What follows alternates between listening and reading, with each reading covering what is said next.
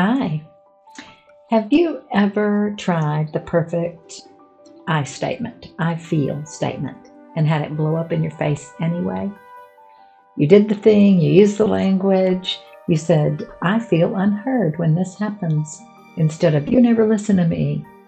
You followed the script and somehow it still turned into an argument, or the other person got defensive, or you walked away feeling like the technique made things worse instead of better. If that's happened to you, know that it's not always a failed technique issue. Something else is going on. iMessages are a real tool, and active listening is a real tool.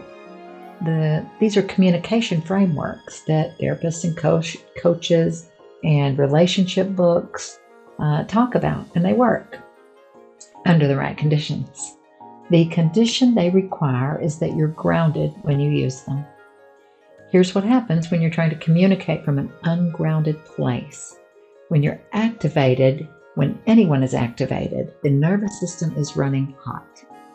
That tight feeling in your chest, the thought underneath that's already spinning. And in that moment, when you reach for a technique, the technique becomes a delivery system for the activation. You were saying the right words in the right format, but the energy underneath them is still reactive. Still sharp, still trying to win or make a point or protect you.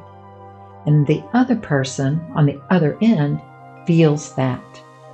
People are remarkably good at sensing the difference between someone who is genuinely trying to communicate and someone who is performing communication while actually trying to just score a point or be right.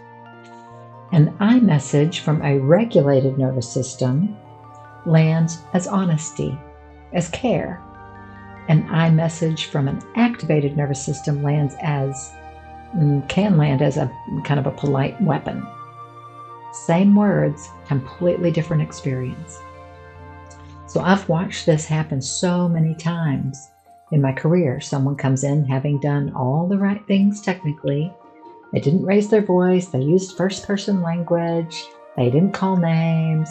And they still can't figure out why the conversation went the way it did.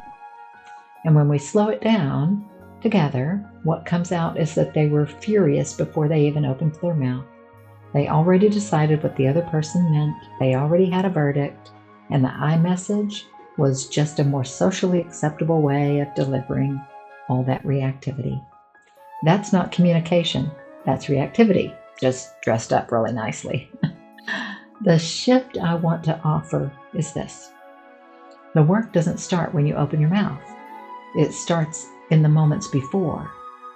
It starts when you feel the activation beginning and you have a choice about what to do with it before you say a single word. Viktor Frankl talks about the space between stimulus and response. In that space is your power of choice. And that might be taking a breath. It might be taking a 3-minute pause and coming back to the conversation after you've regulated. It could be recognizing the thought underneath the feeling in real time. Pausing and asking, what did my brain just say this means? It might be asking yourself whether you're actually ready to have a conversation or whether right now you're just trying to be right. And that's okay.